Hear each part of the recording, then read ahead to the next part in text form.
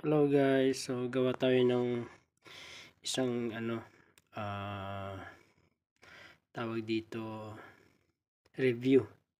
So ito nga pala yung aking Samsung first generation na relo smartwatch. So tignan natin yung mga features niya guys. So naka charge pa kasi siya, pero pwede natin siyang tanggalin. And yan, ito yung mga features niya. Dito pwede mo siyang i-ano dito, pwede mo tong panglipat. Yan, notification. Ito nakakonect to sa cellphone. May apps na i-download dito. And ito yung mga niya, features niya. Yan, music. So yung temperature dito sa lugar namin. Ito pwede ka rin mag-save ng mga photos dito. Ayan, photos namin ni Dorkia. Dito, andyan, find my phone. Pwede mong hanapin yung cellphone mo dito. May pwede kang magbayad online sa mga grocery ka, tapos ipapatap mo lang yan. Ayan, may mga siya dyan. Tingnan natin yung settings niya.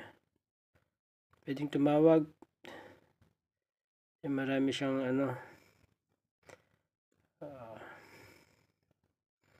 Bluetooth, Wi-Fi. Ayan, pwede mo siya connect sa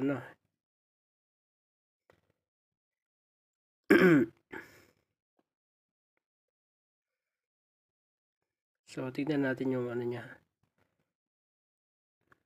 So Galaxy Watch 6 F63 model number SMR800. So yan po yung ating watch.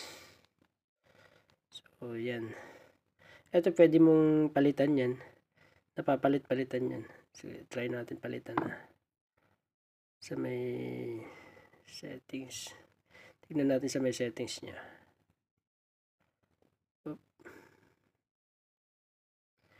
We'll check on the settings.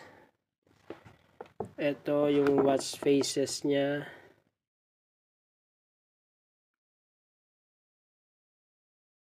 Ayan.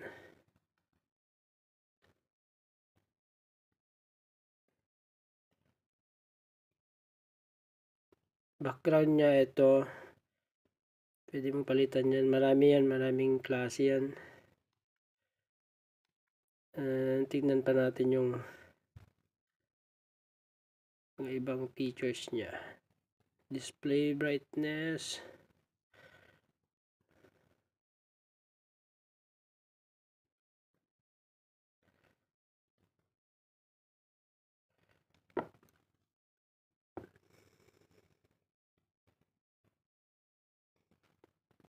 So ito, yan, pwede mong palitan.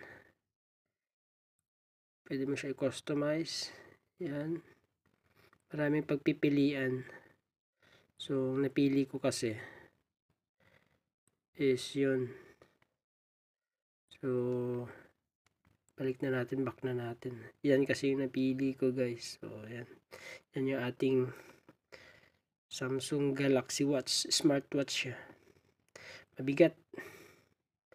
So yan yung daily natin ginagamit. So yan lang naman, yan lang yung ko.